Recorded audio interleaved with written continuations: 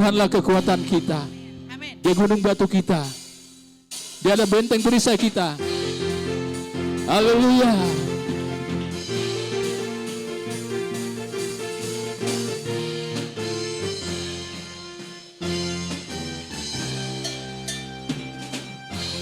Tuhanlah kekuatan dan mazmurku. Dia gunung batu dan keselamatanku. Hanya padamu hatiku percaya. Kaulah menara dan kota perlindungan. 1, 2, 3, go! Ku mau selalu bersyukur, sebab cintamu padaku takkan pernah berubah. Hatiku percaya, walau bumi bergoncang, gunung-gunung beranjak, namun kasih setiamu tak pergi dariku. Ku mau selalu bersyukur, sebab cintamu padaku takkan pernah berubah. Hatiku percaya, walau bumi bergoncang, gunung-gunung beranjak, namun kasih setiamu tak pergi dariku. Kasih setiamu tak pergi dariku. Kasih setiamu tak pergi dariku. Tangan di atas kepala kita berdoa. Tuhanku maha besar, Tuhanku maha kuasa, Raja segala raja. Dia tak terkalahkan, Dia takkan tergoyahkan, Dia takkan terkalahkan. Dia hidup dan berkuasa. Hei, serukan namanya, Yesus Tuhan Raja. Segala kuasa tunduk dalam namanya. Dia luar biasa, perkasa mulia. Yesus nama di atas segala nama. Tuhanku maha besar, Tuhanku maha kuasa, Raja segala raja. Dia tergoyahkan, Dia takkan tergoyahkan, Dia takkan terkalahkan. Dia hidup dan berkuasa. Serukan namanya, Yesus Tuhan Raja. Segala kuasa tunduk dalam namanya. Dia luar biasa, Dia luar biasa, perkasa mulia. Yesus nama di atas segala nama. Serukan namanya, Yesus Tuhan Raja. Segala kuasa tunduk dalam namanya. Dia luar biasa, perkasa mulia. Yesus nama di atas segala nama. Yesus nama di atas segala nama. Yesus nama di atas segala nama. Berikan kemuliaan yang meriah buat Allah kita. Bapak Ibu masih kuat berdiri, yang gak kuat boleh duduk. Kita tetap menghormati Tuhan. Kalau kita berdiri, kita mau memberi yang terbaik buat Tuhan. Saat indah Ada kadang-kala kita bersaat-saat indah dalam kehidupan kita. Mungkin Bapak Ibu merasakan saat yang paling indah adalah ketika bertemu dengan Tuhan, bertatap muka dengan Tuhan, merasakan dekapannya yang luar biasa, begitu hangat. Haleluya, thank you Jesus. Saat indah Ku berhadapan denganmu, memandang wajahmu, Yesus kekasih jiwaku.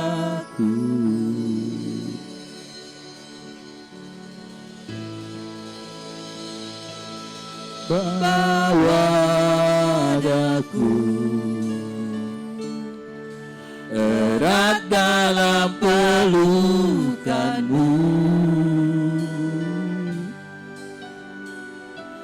menikmati kasih dan indahnya hadiratmu.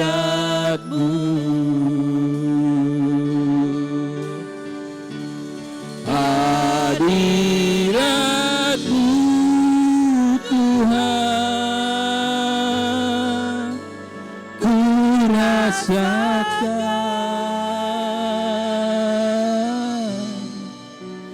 kekudusan-Mu Bapa, pemilikku.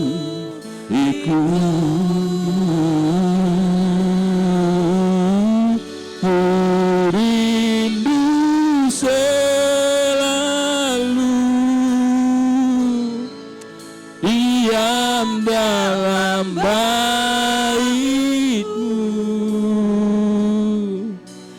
menikmati kasih anugerah-Mu.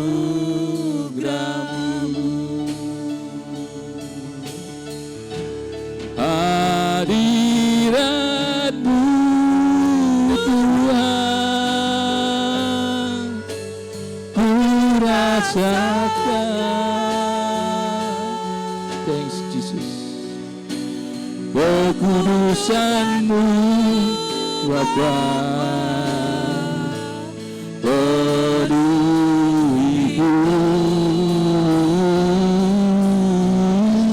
Ku rindu selalu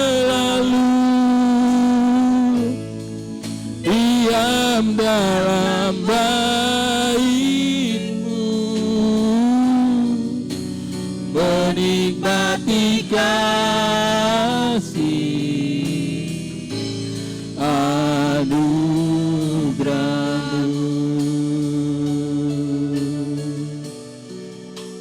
menikmati kasih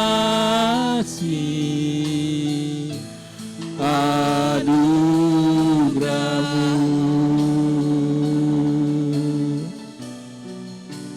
menikmati kasih anugerah-Mu.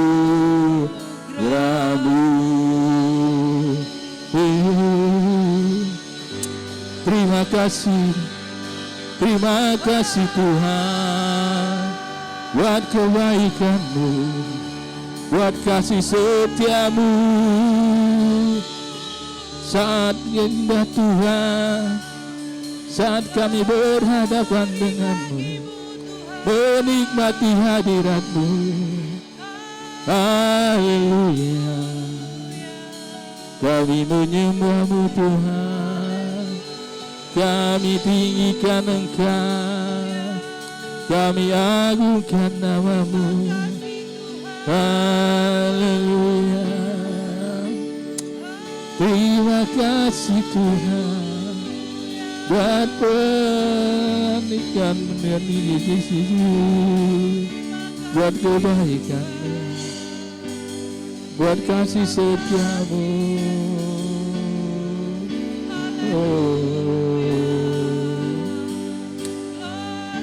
Terima kasih.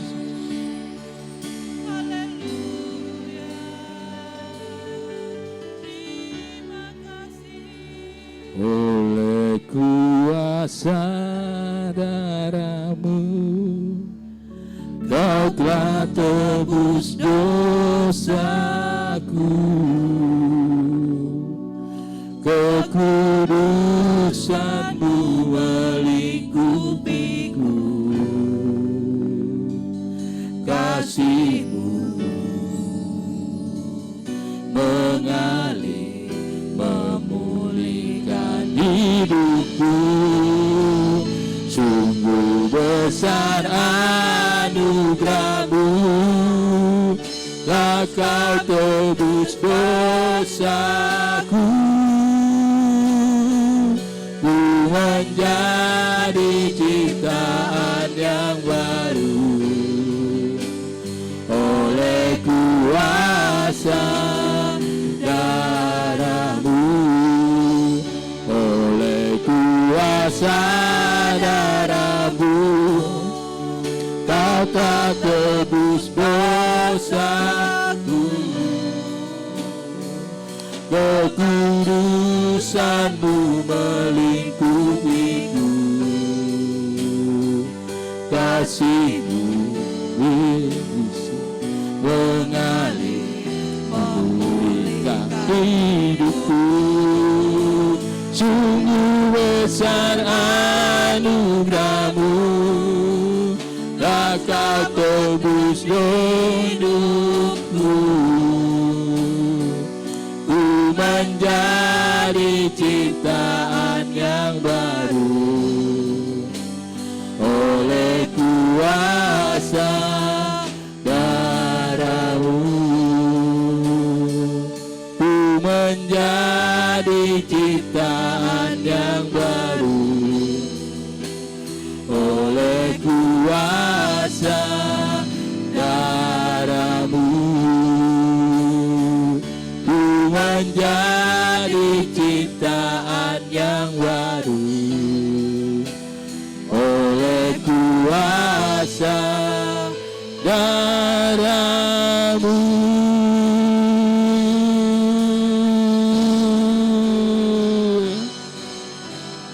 Layak dipuji disembah, Kala yang bertata dulu sekarang dan selamanya, Raja atas segala raja, nama-Mu besar termulia.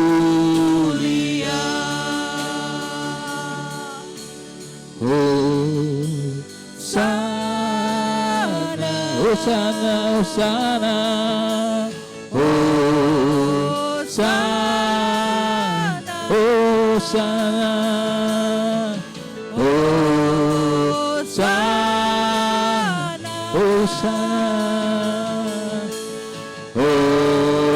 Hosana, layak dipuji disembah, Kala yang bertata dulu sekarang dan selamanya, Raja atas segala raja, nama-Mu besar termulia.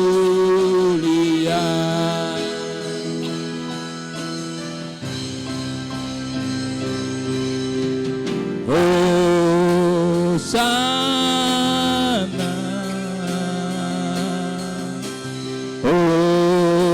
Hosana,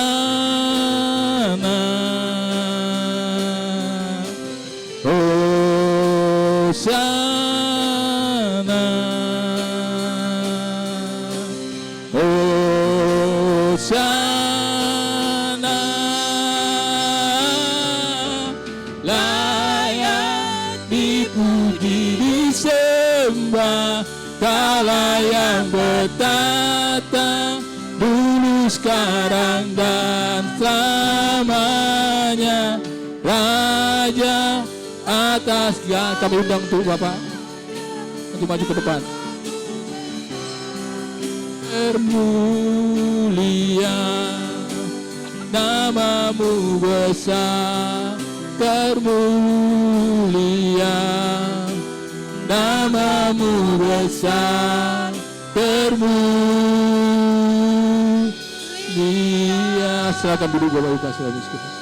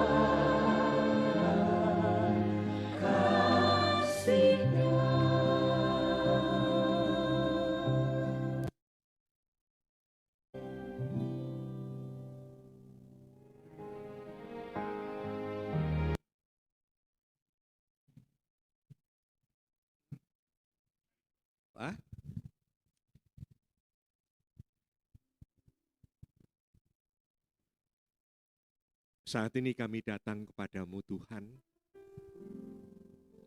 bukan hanya sekedar kami hadir dalam satu ibadah, tetapi pagi ini kami bersama-sama hadir memperingati sesuatu yang sulit kami terima dengan akal kami. Sesuatu yang mungkin pagi hari ini tidak mengena kepada hati dan kehendak kami. Sesuatu yang kami peringati yang mungkin sudah berkali-kali tanpa kami merasakan sesuatu. Bapa, inilah kami yang begitu sulitnya mengerti dan menerima kasih karunia-Mu Tuhan. Karena itu Bapa, kami berdoa, kami memuji memuliakan nama-Mu, kami menonton video ini, supaya kami berbicara pada diri kami sendiri. Apakah gunanya Kristus mati buat kami? Tuhan, ada banyak perkara-perkara yang ada dalam hati dan pikiran kami saat ini. Ketika kami diperhadapkan dengan sesuatu peringatan akan kematian-Mu, jujur hati kami berkata, so what? Oleh karena beban-beban pikiran, beban persoalan yang ada di depan kami, yang ada di tangan kami, yang membuat kami sulit untuk mau bersyukur menerima bahwa Yesus sudah mati untuk menyelamatkan kami. Ampuni kami Tuhan. Tapi biarlah Roh Kudus terus berkarya dalam hidup kami. Untuk mengubah hidup kami. Agar karya-Mu itu Tuhan memang Kau berikan bagi kami. Terima kasih Bapa. Di dalam nama Tuhan Yesus Kristus kami mau merenungkan akan kematian-Mu, pengorbanan-Mu, penderitaan-Mu, dan kasih-Mu kepada kami. Haleluya. Amin. Selamat pagi. Shalom. Video ini saya terima dari teman, dari sekretaris saya, dan dia adalah dari vokal grup Yeriko, dan kebetulan saya juga kenal baik dengan Pak Heri Priyonggo. Kami sering bersahabat lah, sudah lama dan sangat bagus ya. Film atau lagu yang disiapkan. Saya nggak tahu, saya belum tanya berapa lama mereka itu harus retake untuk pengambilan ini untuk mendapatkan sebuah ekspresi antara kedukaan.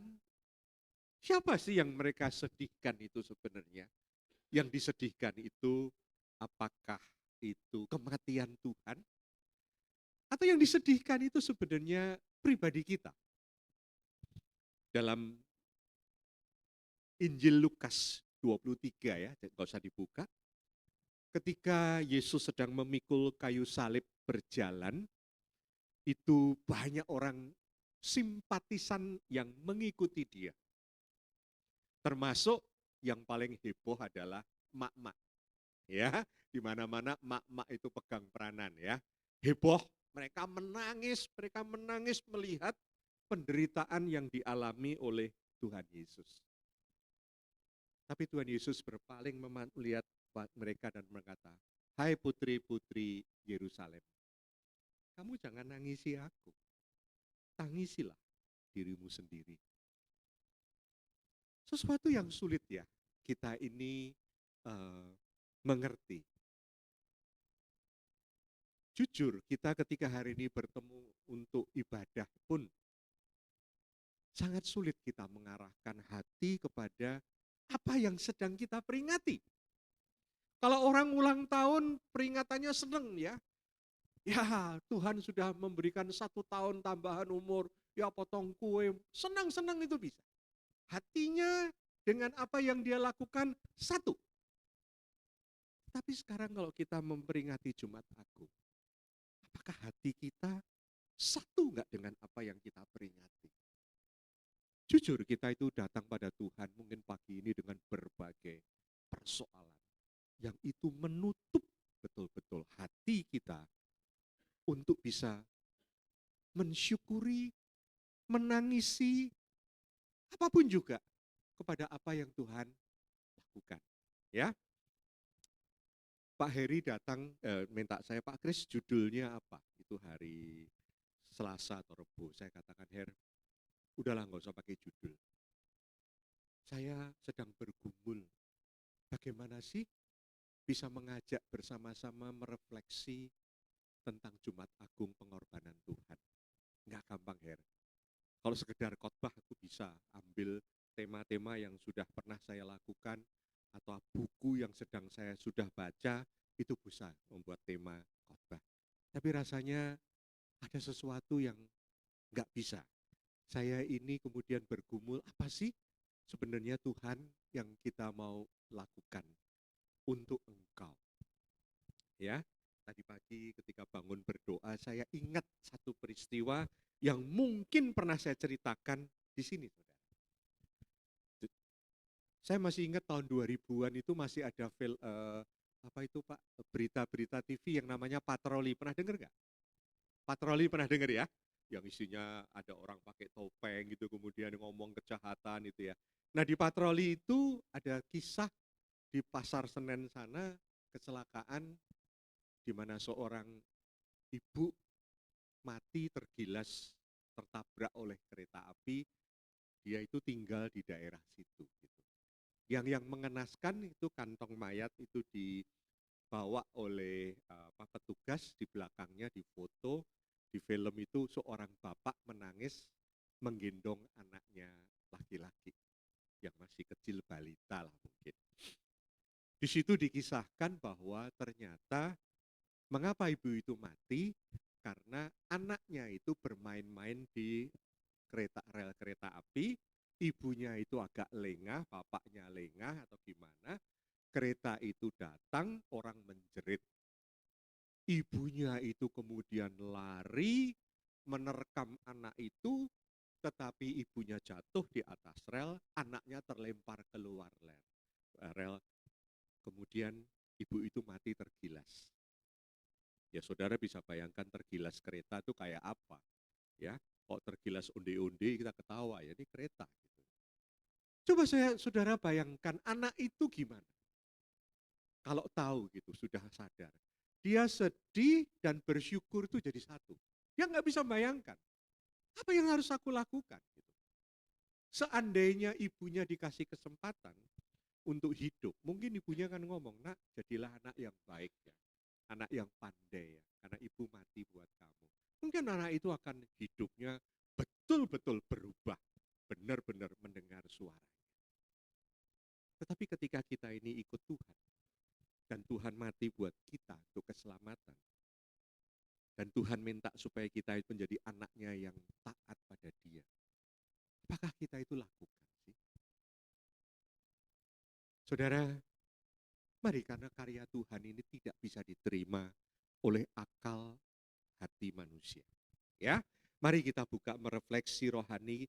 Saya tidak buka di dalam kitab Injil, tapi kita akan buka dalam surat yang dikirimkan oleh Rasul Paulus kepada jemaat yang di Korintus tentang siapa Yesus itu. 1 Korintus 2 ayat 7 sampai 9. 1 Korintus 2 ayat 7 sampai 9 demikian firman Tuhan. Tetapi yang kami beritakan ialah hikmat Allah yang tersembunyi dan rahasia, yang sebelum dunia dijadikan telah disediakan Allah bagi kemuliaan kita. Tidak ada dari penguasa dunia ini yang mengenalnya. Sebab kalau sekiranya mereka mengenalnya, mereka tidak menyalibkan Tuhan yang mulia. Tetapi seperti ada tertulis, apa yang tidak pernah dilihat oleh mata, dan tidak pernah didengar oleh telinga, dan yang tidak pernah timbul di dalam hati manusia, semuanya yang disediakan Allah untuk mereka yang mengasihi Dia. Karena kepada kita, Allah telah menyatakannya oleh apa saudara? Oleh Roh. Sebab Roh menyelidiki segala sesuatu, bahkan hal-hal yang tersembunyi dalam diri Allah. Ayat ini seringkali dikhotbahkan, tetapi dengan makna yang berbeda. Selalu mengatakan bahwa berkat Tuhan itu di luar yang kita rencanakan. Jadi kalau minta motor dapat BMW bukan gitu ya. Minta ini dapat sesuatu, nggak terpikirkan Pak, nggak pernah saya ini. Tuhan ngasih luar biasa, memang firman itu betul. Saudara, memang firman ini sering dipelintir untuk hal-hal yang bersifat duniawi. Tapi Rasul Paulus ini sedang mengajarkan bahwa apa yang dilakukan oleh Allah dalam rencana di dalam kekekalannya dan yang dilaksanakan oleh Dia itu sesuatu hikmat yang tidak berasal dari dunia ini. Engkau dan saya gak akan ngerti. Jadi saya lihat tadi video tadi ketika itu mereka itu sedang di padang di Gunung Kalvari di Golgota, melihat Yesus yang disalibkan. Mereka bisa menangis gitu. Tapi sebenarnya jujur, kalau kita ada di sana waktu itu, mungkin kita ngomong nih apaan nih penjahat kok disalib kok sampai ribut-ribut begini. Biasa orang disalib di sepanjang jalan itu di di Yerusalem, mau masuk Yerusalem dalam perjalanan itu jalan-jalan yang mau masuk sana. Itu biasa orang disalib supaya orang takut berbuat jahat. So what? Saudara benar loh. Tidak mudah untuk mengerti tentang pengorbanan ini. Karena siapa sih yang butuh keselamatan?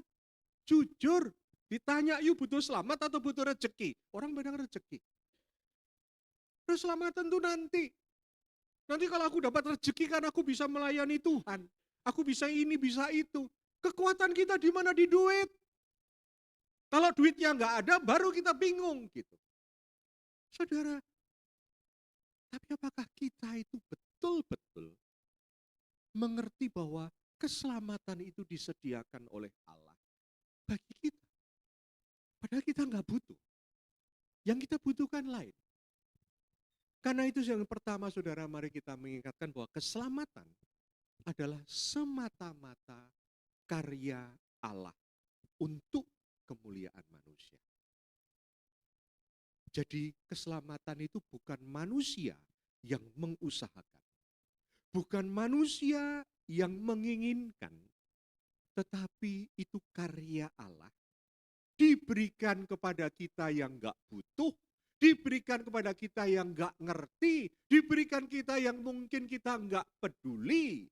Tetapi diberikannya itu melalui hikmat yang lewat roh. Bukan pengetahuan. Bukan karena sesuatu yang lain, tetapi karena Roh Kudus yang berkarya. Dan oleh karena Roh Kudus yang berkarya itu, kita mampu menghidupinya. Kalau saudara dan saya sampai detik ini percaya kepada pengorbanan Tuhan Yesus, dan kita bisa mengucap syukur, dan kita ini menjadi orang yang dimerdekakan, itu bukan karena kehebatan kita, tetapi itu adalah karya Roh Kudus pada kita. Karena banyak orang di dalam Tuhan mencari Tuhan, itu bukan untuk motif-motif untuk diselamatkan. Jujur, kalau kita itu ke gereja yang besar bersama, maaf bukan saya menjelekkan, apa semua orang itu mencari Tuhan untuk keselamatan? Enggak. Yang dia cari itu selalu problem saya solve, ada mujizat, sakit saya sembuh. Semua itu yang dia cari. Minus keselamatan. Ketika engkau dan saya bersyukur kepada Tuhan, apakah keselamatan itu sesuatu yang kita syukuri? Enggak. Seringkali yang kita syukuri, Tuhan sudah menolong aku, Tuhan sudah ini, Tuhan sudah itu, Tuhan sudah bereskan masalahku. Itu yang kita cari. Maka itu ketika Yesus sedang berjalan menuju Kalvari itu, yang berteriak, salibkan dia itu siapa? Orang yang yang hari sebelumnya, atau 2 hari sebelumnya, itu menyambut dia, yang meletakkan jubah mereka, yang mengatakan Hosana, Hosana. Ya, Tuhan sebagai anak Daud, Hosana, Hosana, ketika dia naik keledai. Siapa yang kemudian sedang menyalibkan dia itu, yang mengatakan salibkan dia? Orang-orang yang pernah mendapatkan makan. 5.000 orang dikasih makan. Maka mereka mengatakan, Yesus ini harus jadi raja, harus jadi Mesias yang kami butuhkan. Yesus menolak mereka. Karena lu butuhnya itu bukan aku sebagai juru selamat. Lu butuhnya itu cuma gua ngasih makan. Lu pikir enak kalau tiap hari aku bisa bikin gitu. Itu baru 5 roti 2 ikan. Gimana kalau satu kontainer? Berapa ribu, berapa juta orang yang bisa makan gratis setiap hari.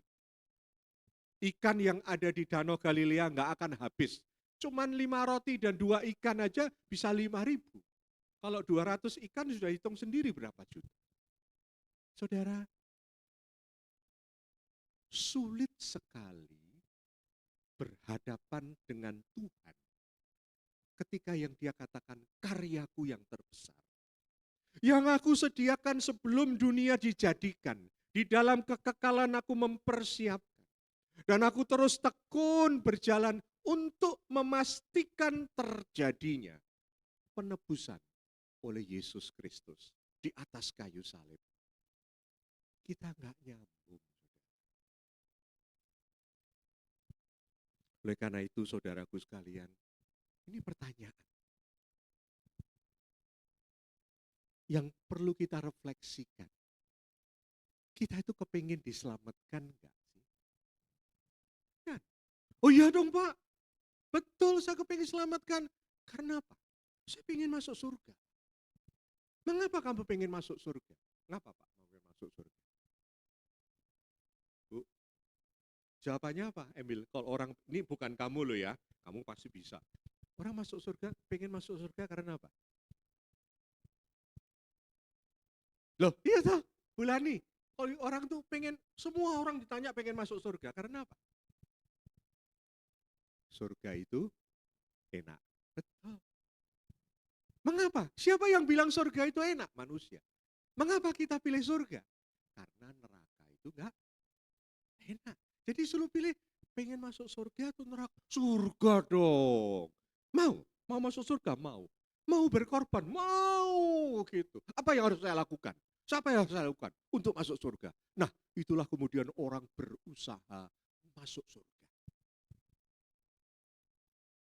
Tapi pertanyaan berikutnya, Pak Rines, orang masuk surga itu karena apa? Kepingin apa di surga? Enak, adem, betul? Santai, betul? You pernah nggak ngalamin santai sampai akhirnya bosen? Saya ini kan Desember kemarin cukup pergi 3 minggu ngunjungin anak saya. Ya, teman-teman, aduh untung anakmu di New Zealand, enak sana itu. Teman saya ngomong gitu, aku pernah 3 bulan di sana, enak gitu ya. Ya memang enak, adem, tenang, nggak macet. Tapi saya ngomong istriku, tambah seminggu lagi aku bisa stres. Bingung mau ngapain gitu. Jalan ke taman tiap pagi gitu, bingung gua. Jadi sesuatu yang enak itu adalah relatif karena perpindahan dari satu lokasi. Saya kok pengen ke Jakarta, pengen naik mobil, wis dipotong motor, wis potong gini enak gitu ya, din din din din gitu. Saya kadang-kadang mengatakan, Sam, kamu nggak ngantuk nyetir gini? Enak di sini, Pi. Tapi bisa tidur kalau nyetir mobil kayak gini gitu ya. Belum tentu di surga yang katakannya enak itu kita betah. Endang betah nggak di surga nanti? Orang ditanya mengapa? Yesus Tuhan mengatakan, aku menebus engkau supaya engkau bisa kembali kepadaku. Jadi anak-anak Tuhan. Oh iya, iya. Nah pertanyaannya sekarang, nanti di surga itu ketemu Tuhan. Nah pertanyaannya gitu, kita pengen nggak sih, seneng nggak ketemu Tuhan?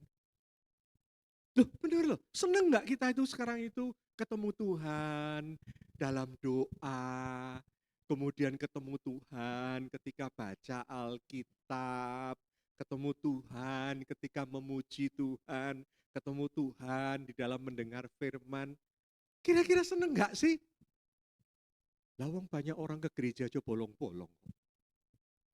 Baca Alkitab aja belum pernah selesai dari Kejadian sampai Wahyu. Siapa yang sudah, ayo saya nggak nanya nih ya, tapi berani nggak ngomong, gua belum pernah tamat dari Kejadian sampai Wahyu.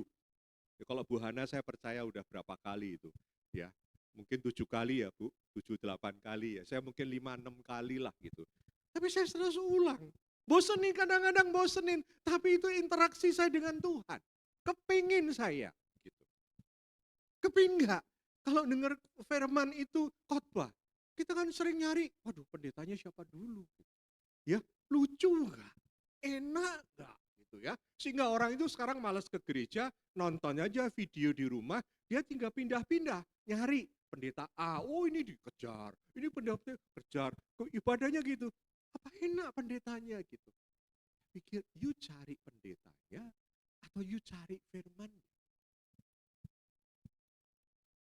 Kalau you Bu, beli di Tokopedia, betul?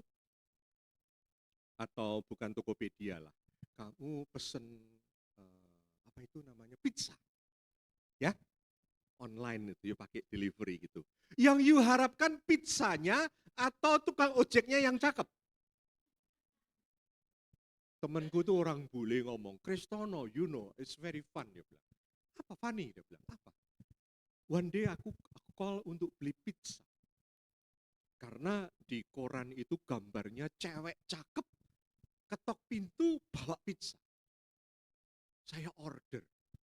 You know Kristono, when somebody knock the door, aku buka. An ugly guy. Orang jelek, kucel, hitam, bawa pizzaku. Gue udah gak pengen makan katanya. Gue udah bayanginnya itu yang nganternya cewek cantik seperti di iklan gitu loh. Ya. Saudara kita itu sekarang mencari itu apa? Yang membawa the messenger, yang membawa firman itu, atau firman itu? Titiknya di situ. Banyak manusia yang ketika jadi orang Kristen gak sadar. Sebenarnya kita tuh gak kepingin Tuhan. Tapi sekali lagi saudara, kalau Anda dan saya itu betul-betul itu mendengar suara Allah. Bahwa itu adalah karya Allah.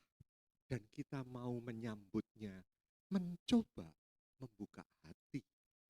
Maka akan terjadi perubahan di dalam hidup kita. Maka itu mari kita refleksikan, sebenarnya kita itu bisa enggak? Bersyukur enggak? Seperti lagu tadi, ekspresinya, dan saya percaya mereka retake berapa kali untuk mendapatkan ekspresi itu. Saya belum tanya si Heri, nanti saya akan tanya Heri Priyonggo, lu berapa kali retake ya untuk mendapatkan ekspresi yang nangis, mungkin pakai rohto dan sebagainya itu ya, supaya matanya kelihatan bengkak gitu ya. Gitu. Tapi mari kita refleksikan, apakah kita mensyukuri dan membutuhkan? Jujur aja. Apakah itu yang utama dalam diri kita? Kalau iya, bersyukur. Kalau enggak, kita harus banyak berdoa. Supaya roh Tuhan itu bekerja. Sulit sekali sekarang itu. Orang mengekspresikan terima kasihnya kepada Tuhan. Di dalam segala situasi. Apalagi situasinya enggak baik. Saudara pernah melihat di beberapa Instagram ini ada, atau TikTok ya, ada video dari Kate Middleton. Pernah dengar? Kate Middleton pernah dengar? itu istri dari Pangeran William, anak dari Lady Di dan Charles, dan dia adalah suaminya adalah pewaris nomor 1 tahta Inggris. Cakep orangnya, Kate Middleton. Adiknya si Pangeran Harry kawin sama bintang film Amerika, ya. Nah, ini Kate Middleton ini orang Inggris. Sudah dikabarkan sejak Desember dia menghilang. Kemudian videonya ada. Saya lihat saudara. Dia itu berbicara dengan begitu berhikmat. Seorang lady yang orang ningrat, ngomongnya bagus sekali. Saudara, maaf kalau saya membuat penasaran gitu ya. Saya menghilang. Saya ini operasi. Dari operasi yang pertama tidak ada masalah kata dokter, mengangkat sesuatu di dalam perutnya. Kemudian dikatakan bahwa ternyata hasil dari operasi itu saya kena cancer. Dia mengatakan satu pukulan, tapi bersyukurlah William ada di sebelahku. Dan anak-anakku, siapa namanya itu Louis, 3 anaknya lah, itu ada bersama. Dan itu memberikan kekuatan mental, spiritual kepadaku. Maka itu aku juga ngomong kepada ibu-ibu yang mengalami hal yang sama. Biarlah engkau tetap yakin bahwa engkau itu ada di dalam pengobatan yang baik. Cerita dari ujung sampai ujung. Tidak ada itu menyebut nama Tuhannya. Kate Middleton adalah orang Kristen. Waktu menikah aja di gereja yang begitu anggun, Westminster Abbey. Diberkati di sana dengan satu sistem yang ibadah yang begitu historical, memorable. Mulutnya enggak pernah ngomong satu pun tentang Tuhan. Ada banyak orang-orang yang orang Kristen ditolong Tuhan dalam masalah apapun juga. Ngomongnya enggak pernah ngomong Tuhan menolong saya. Mari kita jujur. Saudara sepupu kita. Kalau ada masalah ngomong apa?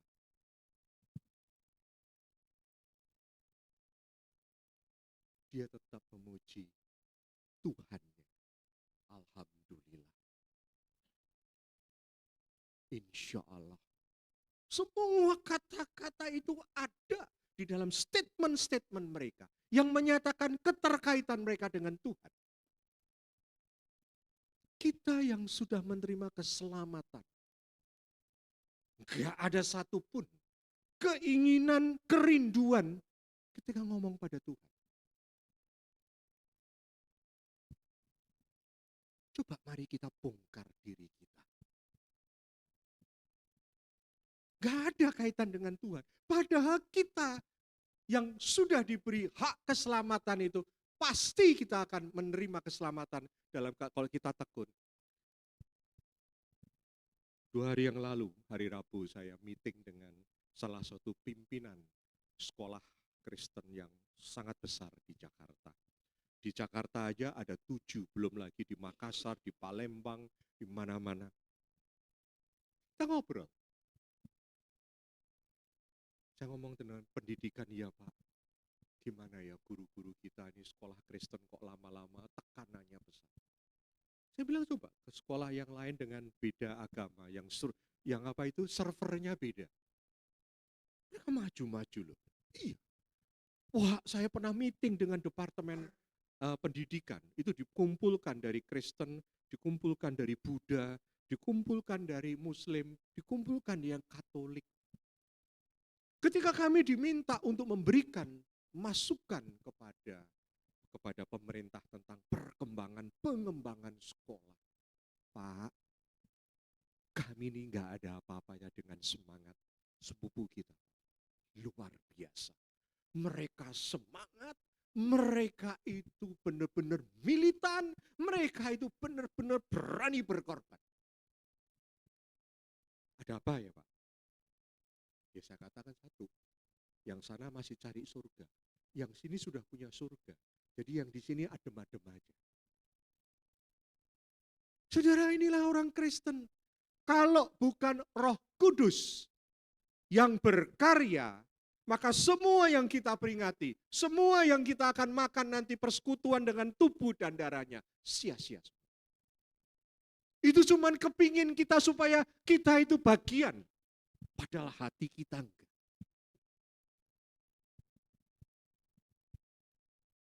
Maka itu mari kita pikir.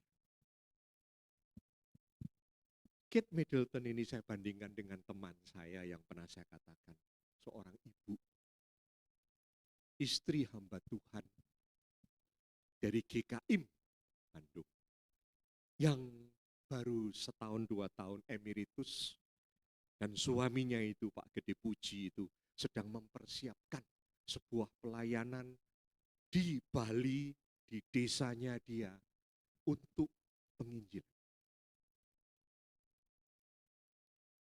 Mereka sudah siap pindah ke Bali. Tiba-tiba Maya check up Jakarta, Bandung, akhirnya lari ke Melaka.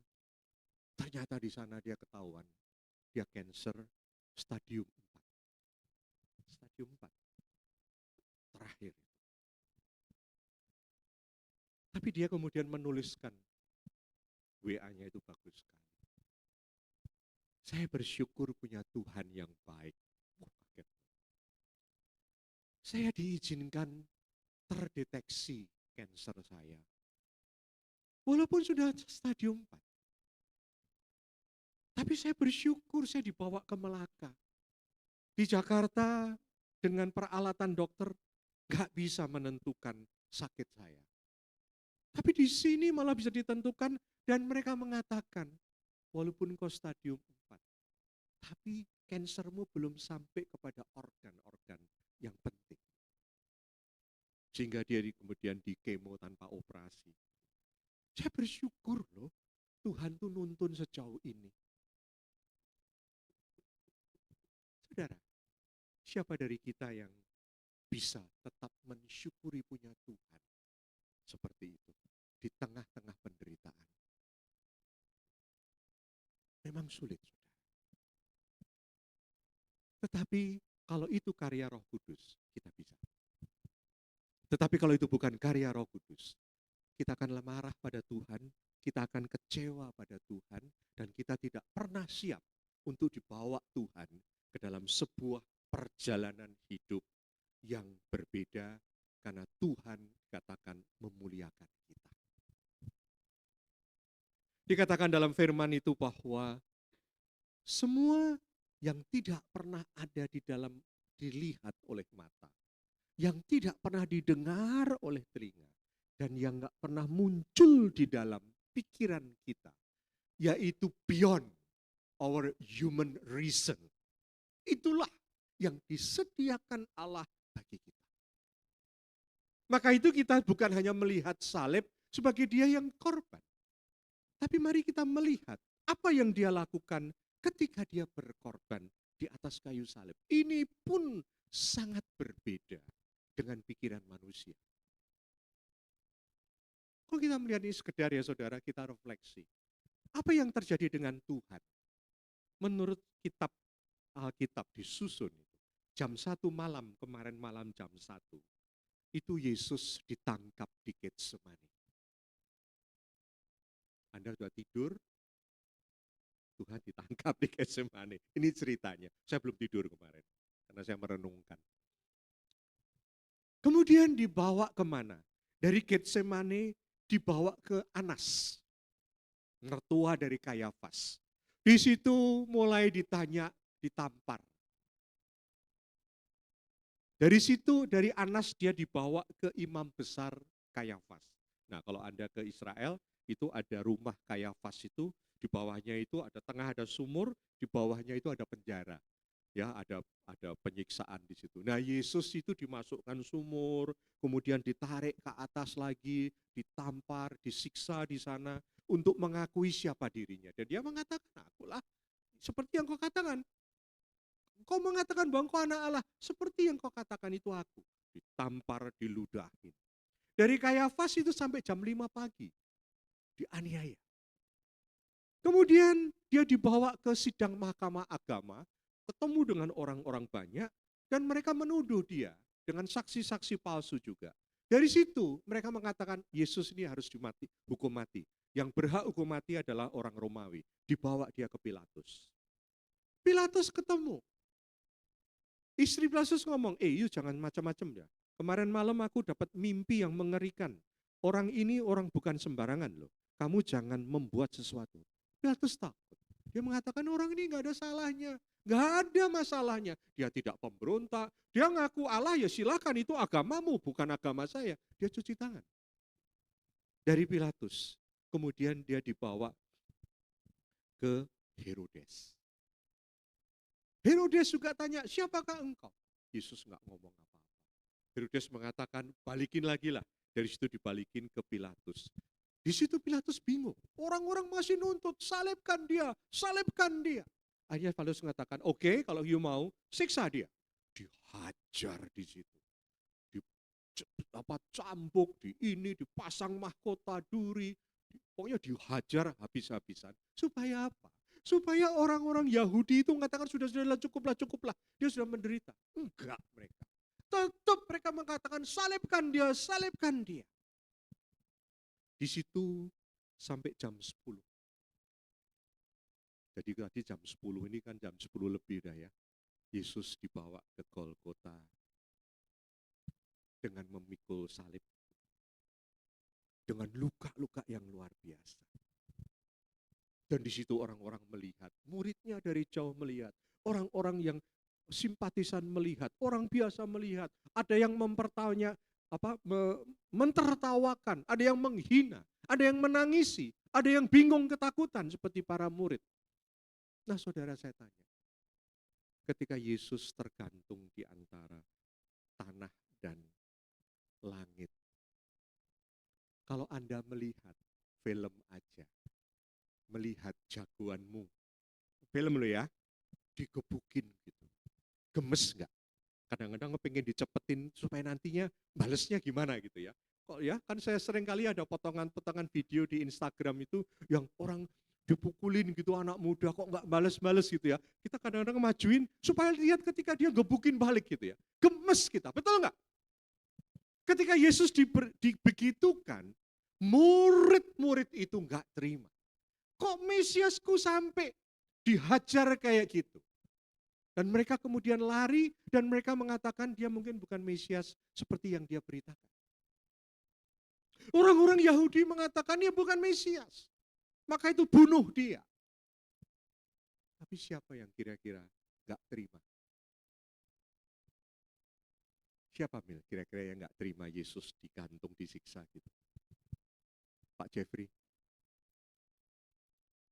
Para malaikat di surga. Malaikat, ini saya sharing dengan anak-anak sekolah 2 minggu lalu. Malaikat di surga, itu malaikat yang tadinya melayani Tuhan di Getsemani.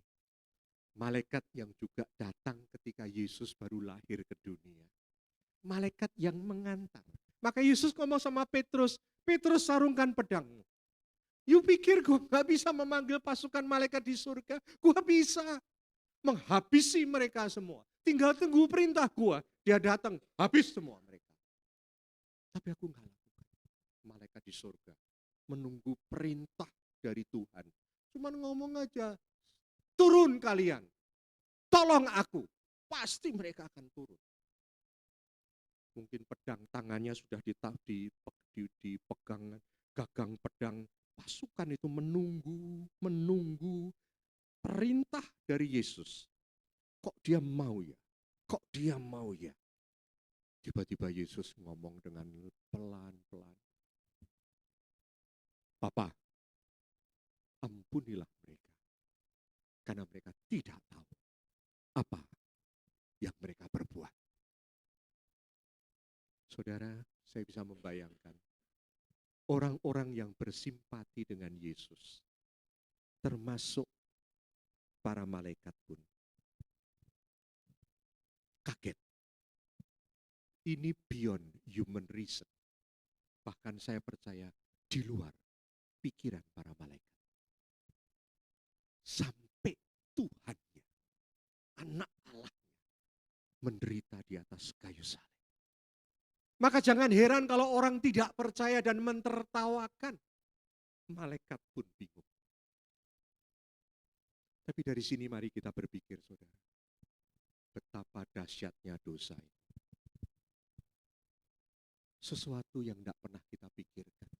Alah, aku paling gak nyakitin orang. Udah minta maaf. Alah, jinjailah, nyokok-nyokok sedikit lah. Alah, udahlah, biasalah, main-main cewek sedikit lah. Semua itu saudara kita lihat di hadapan Allah. Itu sesuatu yang malapetaka besar. Dan dia itu melakukan dengan cara yang di luar human reason untuk menebus kita. Maka itu ketika Anda sedang diizinkan sakit, ya, kita nggak ngomong ya, Anda diizinkan menderita. Penderitaan itu bukan pilihan. Penderitaan itu kadang-kadang datang tanpa kita undang. Sudah didoakan pun supaya nggak datang, bisa datang masalah. Sudah didoain dalam darah Yesus gini-gini. Kalau masalah datang, tetap datang. Kalau Tuhan izinkan. Ketika Anda dan saya sedang dalam kesakitan, entah sakit apa. Anda pernah mikirkan Yesus itu lebih sakit dari kita untuk mengampuni dosa kita? Berapa banyak orang yang tidak bisa melihat Tuhan di dalam kesakitannya. Tapi seperti Ibu Maya Larasati teman saya, di tengah kesakitannya, dia bisa melihat kasih Tuhan. Kate Middleton yang punya segalanya, sakit, nggak bisa lihat Tuhan. Karena itu seringkali kita diizinkan sakit, sering diizinkan dihina, sering diizinkan ditipu orang, ya, kadang-kadang difitnah orang. Itu adalah sebenarnya Tuhan memberikan kesempatan sedikit demi sedikit untuk merasakan apa yang Allah Yesus rasakan ketika dia menebus dosa kita. Sehingga kita bisa bersyukur kepada Tuhan. Ada seseorang yang mengalami cacat tubuh itu kaku, kakinya itu nggak bisa diluruskan. Tiba-tiba mobilnya tabrakan, kemudian dadanya itu kena penyelamat itu ya, balon itu ya, sesek, mengalami luka, kemudian ditolong oleh orang-orang yang dari ambulans itu. Dia ngomong, tolong kakiku jangan diluruskan. Kakiku itu gak bisa lurus. Di tengah berangkar itu tiba-tiba kakinya diluruskan. Kemudian dia itu tidur dalam keadaan diikat lagi supaya gak jatuh. Dibawa naik ambulan yang ngebut. Kemudian di IGD itu selama 3 jam. Itu cuman dikasih infus. Dia gak bisa sampai dia teriak. Dokter tolong dokter. Saya dikasihin morfin supaya kaki saya nggak tahan, sakitnya luar biasa. Tapi ketika itu dia ngomong, aku kebayang ketika Yesus di atas kayu salib berapa jam, dari jam 10 kemudian sampai jam 12. Jam 12 ada kegelapan, sampai 3 jam dia mati. Itu 5 jam di atas kayu salib. Dalam keadaan penderitaan, saya mengerti betapa besar kasih Tuhan kepada saya. Orang bisa melihat di tengah penderitaannya. Oleh karena itu, apakah kita pernah membayangkan penderitaan Tuhan? Atau kita adalah orang yang begitu sakit sedikit aja, udah bingung, dalam darah Yesus, sembuh ini itu. Atau kita mencoba merefleksi bagian sisi-sisi yang pernah Tuhan lakukan dalam hidup kita. Oleh karena itu mari kita tutup. Satu hal, Allah itu sangat serius dengan rencana keselamatan bagi kita. Dan betapa betapa dahsyatnya penebusan terhadap dosa manusia. Apakah kita ini adalah produk dari keselamatan atau enggak? Tergantung dari hati kita. Apakah kita itu kepingin dekat dengan Tuhan? Enggak? Kalau enggak, mungkin kita adalah lalang di tengah-tengah gandum. Kelihatannya ada bersama orang percaya, tapi kita bukan orang percaya. Kalau kita enggak kepingin dekat dengan Tuhan, dan maukah kita itu benar-benar ingin setia kepada Tuhan dan berani berkorban untuk Tuhan, untuk tetap di jalan Tuhan? Kadang-kadang satu kisah saya kutip kemarin dari catatan saya. Ada satu orang, ini 1 menit ya, yang namanya Sir Ernest Shackleton. Sir Ernest Shackleton. Dia adalah seorang penjelajah Antartika yang terkenal. Satu hari dia bikin iklan, Man Wanted. Dicari laki-laki dengan cara begini. Dicari pria-pria untuk petualangan yang penuh dengan hambatan. Upahnya sangat kecil, dinginnya akan menggigit sampai dengan tulang. Dan Anda akan bertualang berbulan-bulan di dalam kegelapan, tidak ada matahari. Setiap saat Anda dalam bahaya, hidup Anda akan betul-betul terancam setiap saat. Dan saya tidak menjamin Anda bisa pulang ke London, ke Inggris. Tidak ada jaminan. Cuman saya mengatakan, kalian hanya akan mendapatkan penghargaan dan penghormatan. Kalau kalian pergi menjelajah Antartika bersama saya, walaupun Anda nggak kembali, negara dan bangsa akan memberikan penghargaan dan Anda akan dihormati. Mau nggak ngelamar kerjaan gitu, Pak?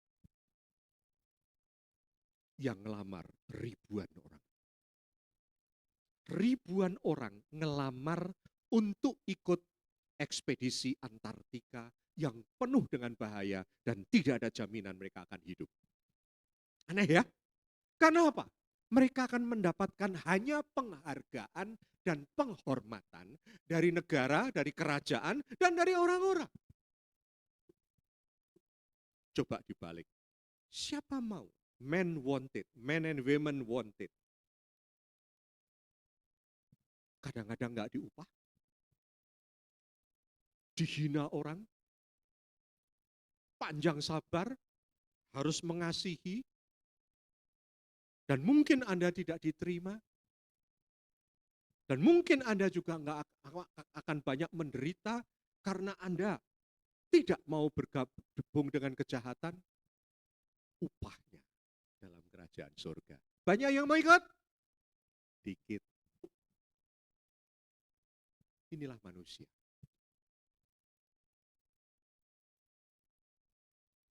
Maka itu saudara, inilah ujian bagi kita. Apakah keselamatan itu sudah kita terima? Karena itu karya Roh Kudus. Bukan karya kita, Allah yang mengupayakan. Kita cuma menghidupinya. Dan kalau hidup ini dasarnya adalah keselamatan, maka kita pengen dekat dengan Tuhan. Dan kalau kita dekat dengan Tuhan, kita adalah orang-orang yang senantiasa bisa bersyukur apapun juga. Mari kita menikmati kurban yang luar biasa. Tuhan memberkati. Mari kita naikkan pujian kita. Sangat tidak mudah. Tetapi sekali lagi ini bukan karya kita, ini adalah Roh Kudus.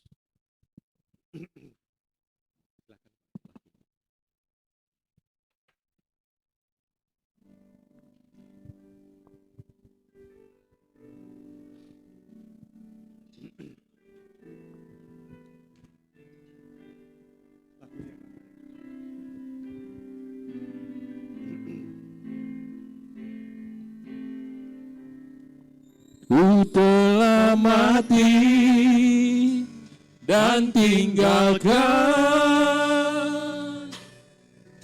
cara hidupku yang lama. Semuanya sia-sia dan tak berarti lagi.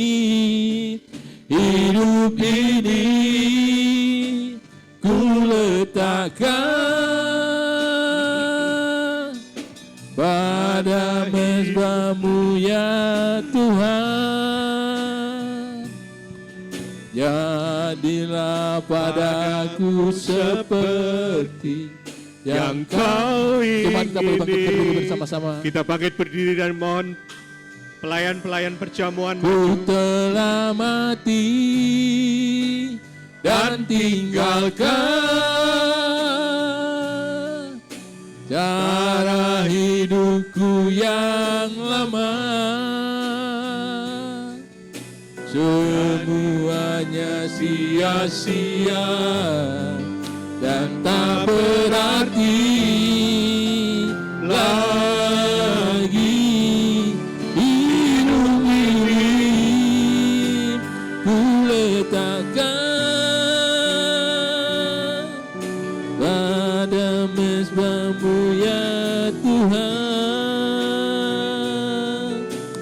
Jadilah padaku seperti yang Kau ingini. Jadilah padaku seperti yang Kau ingini.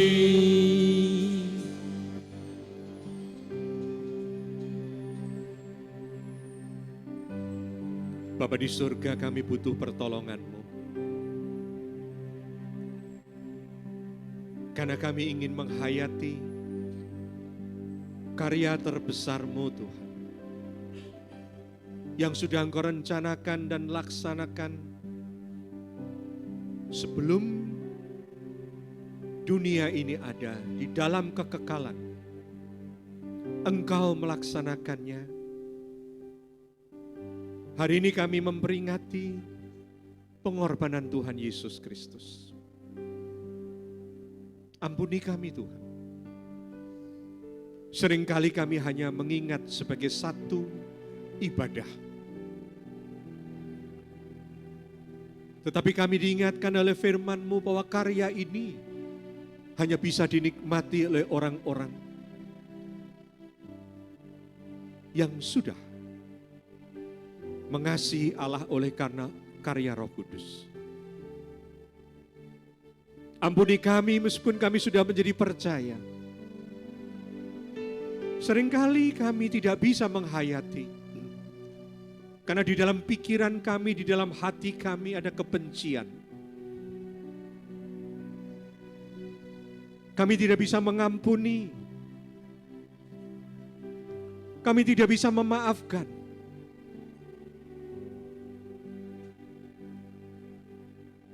Kami kecewa bahkan dengan Tuhan.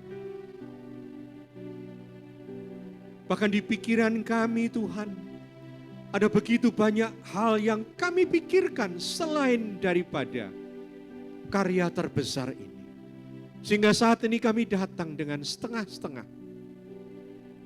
Dengan pikiran yang belum bisa lepas dari masalah.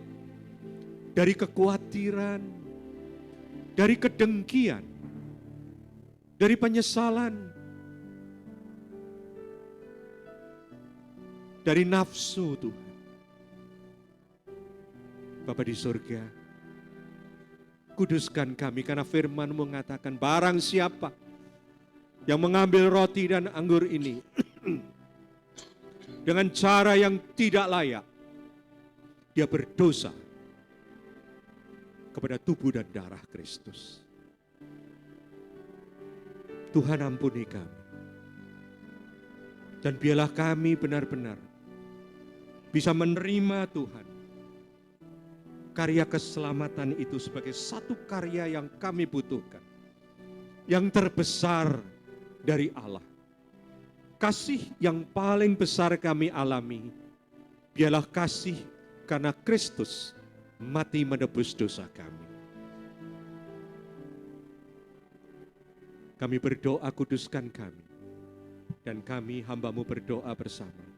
Kuduskan roti dan anggur ini, agar menjadi sarana berkat, persekutuan dengan tubuh dan darah Kristus. Di dalam nama Allah Bapa, Allah Sang Putra dan Allah Roh Kudus, kami menerima persekutuan dengan tubuh dan darah-Mu Tuhan. Haleluya.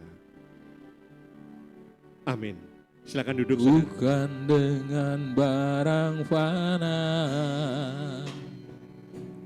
Kau menebus diriku,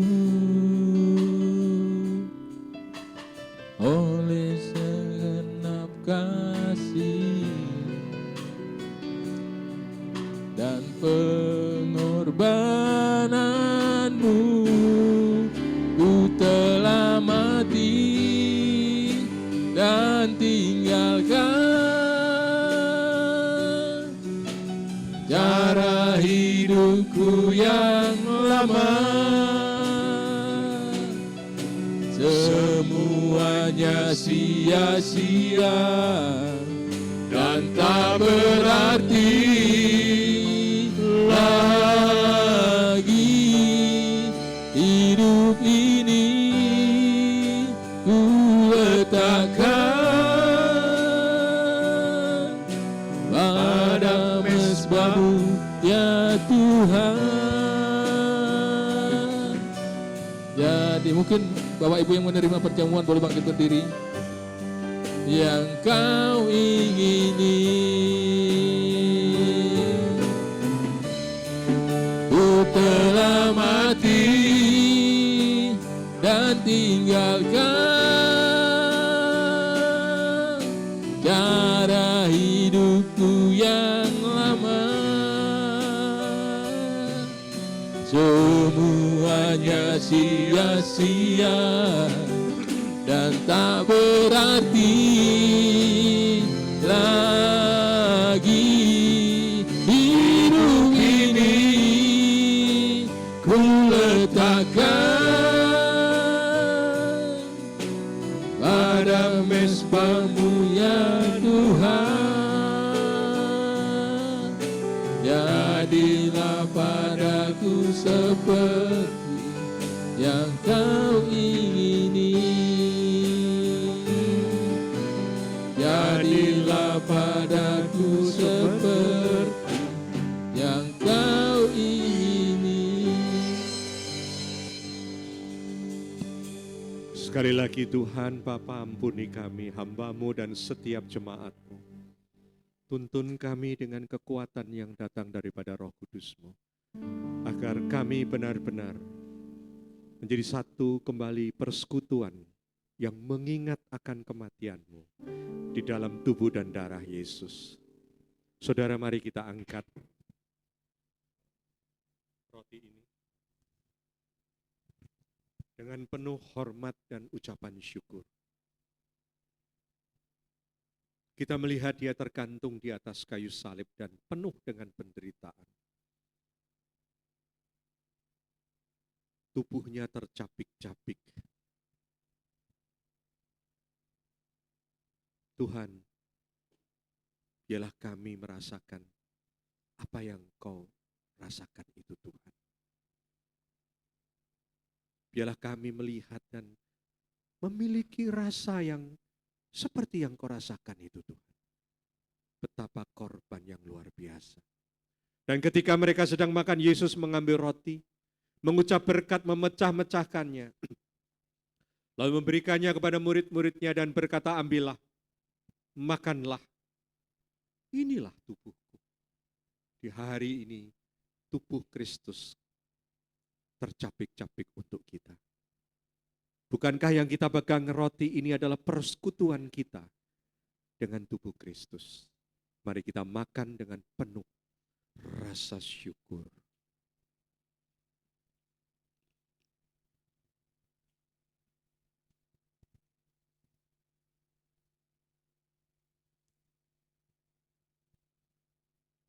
cawan ini.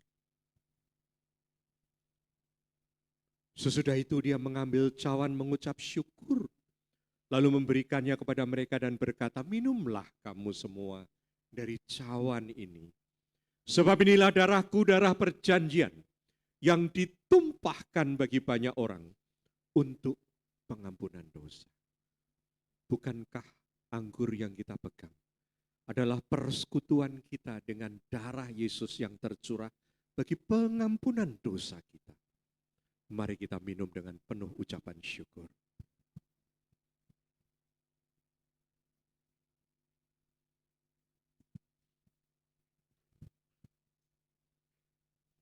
Bapa di surga, inilah kami. Kami bersyukur kami begitu berharga di mata-Mu, Tuhan. Tolong kami, Tuhan, supaya kami juga senantiasa memuliakan nama-Mu. Dan kami rindu untuk selalu ada dalam persekutuan dengan Engkau. Sehingga kesaksian kami itu dalam hidup ini nyata, Tuhan. Bahwa kami adalah orang-orang yang ada di dalam Engkau. Dan Engkau ada di dalam kami.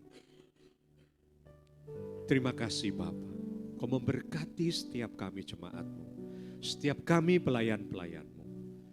Agar hidup kami betul-betul boleh ditopang oleh penebusan Yesus Kristus di atas kayu salib. Haleluya. Amin. Silakan duduk, Tuhan memberkati.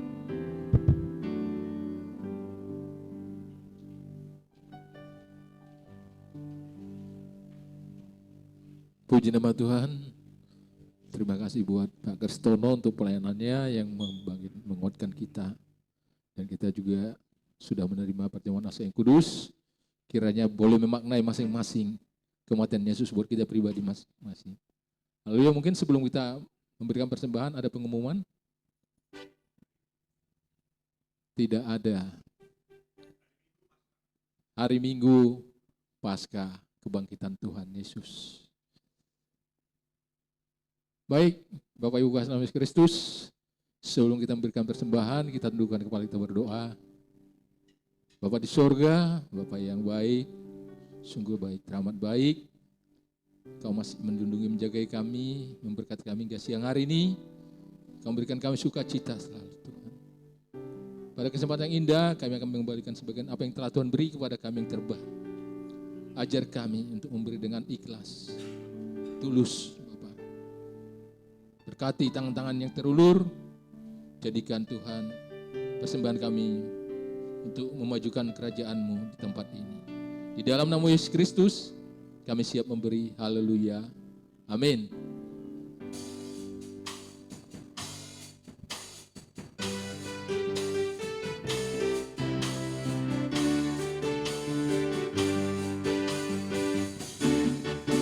Betapa baiknya Engkau Tuhan, kasih-Mu tiada berkesudahan. Betapa mulia kasih-Mu Yesus, jiwaku diselamatkan. Betapa baiknya Engkau Tuhan, kasih-Mu tiada berkesudahan.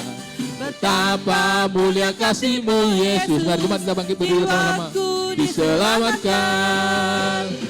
Hosana ku memuji Tuhan, Hosana ku tinggikan Yesus.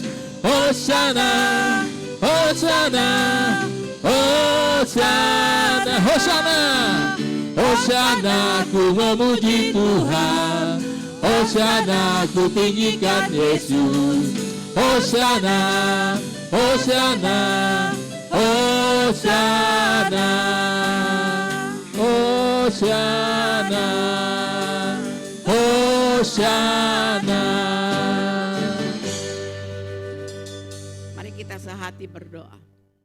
Bapa kami yang di surga, terpujilah Engkau ya Tuhan. Kami datang pada siang hari ini bersama jemaat kami di hadapan-Mu ya Tuhan. Kami telah memperingatkan pengorbanan-Mu begitu besar dalam kehidupan kami pada hari ini ya Tuhan. Kami merasakan kedukaan kami ya Tuhan di hadapan-Mu. Ampuni kami terlebih dahulu ya Tuhan, kesalahan kami dan dosa-dosa kami ya Tuhan. Kami tahu begitu besar pengorbanan-Mu untuk menebus dosa-dosa kami. Tak ada kata-kata lain yang kami dapat ungkapkan kepadamu ya Tuhan. Kami bersyukur, berterima kasih semua atas ini kemurahan-Mu ya Tuhan. Kami dapat berjalan ini ya karena Engkau ya Tuhan. Engkau mengingatkan kami hari demi hari ya Tuhan. Biar kami mengerti akan kehendak-Mu. Biar kami menjadi pelaku-pelaku firman-Mu. Biar kami lebih setia lagi mengikut Engkau ya Tuhan.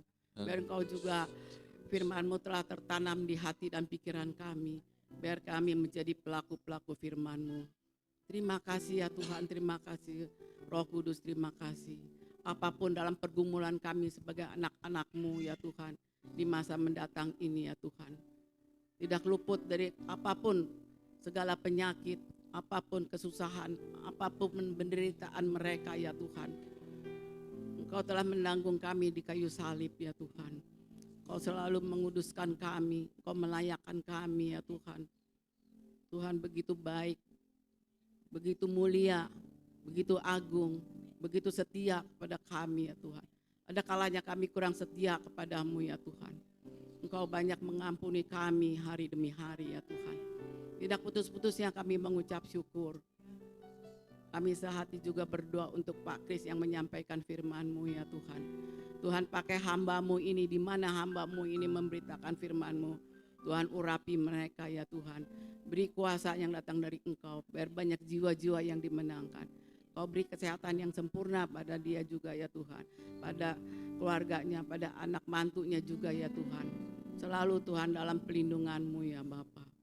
Kami juga berdoa semua kami yang hadir pada pagi hari ini ya Tuhan.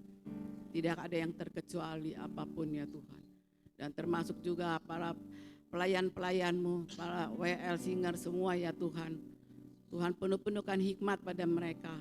Biar mereka lebih setia lagi melayani pekerjaan-Mu ya Tuhan.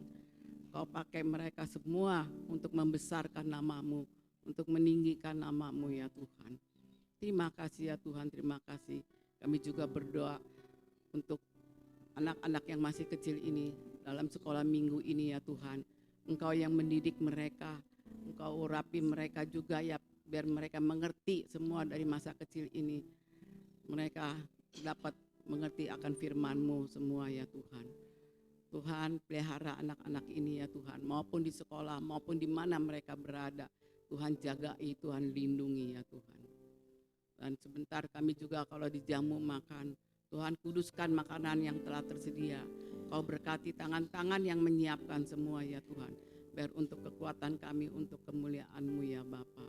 Terima kasih ya Tuhan, terima kasih Roh Kudus, terima kasih.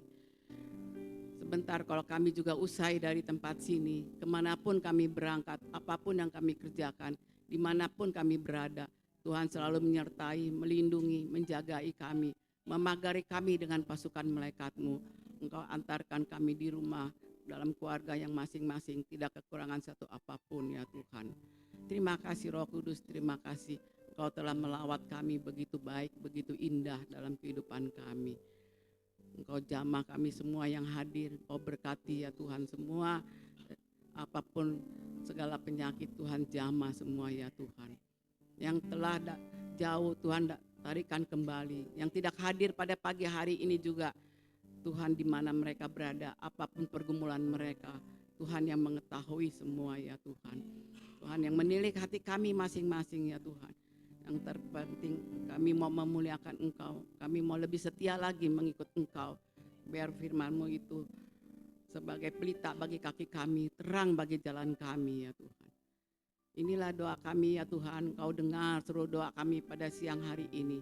Kami alaskan hanya di dalam nama Tuhan kami Yesus Kristus. Kami telah berdoa dan mengucap syukur. Mari kita angkat kedua belah tangan kita menerima berkat yang datang dari Allah Bapa kami ya Tuhan. Damai sejahtera dari Allah Bapa, kasih sayangnya Yesus Kristus, persekutuannya dengan Roh Kudus, dari sekarang sampai Maranatha, Tuhan datang menjemput kita di awan-awan. Bapa, terima kasih.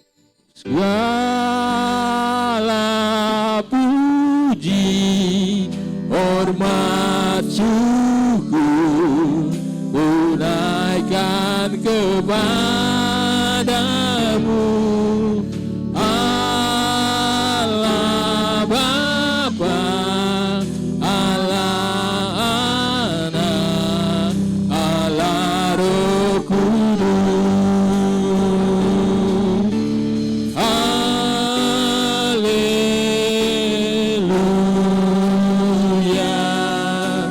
haleluya,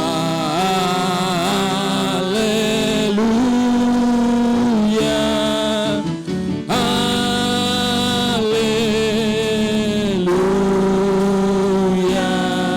Ketiga yang esa, ketiga yang esa, ketiga yang esa.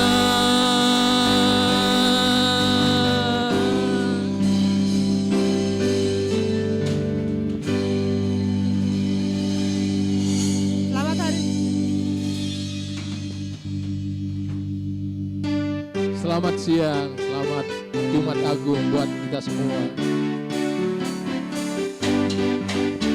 Betapa baiknya Engkau Tuhan, kasih-Mu tiada berkesudahan.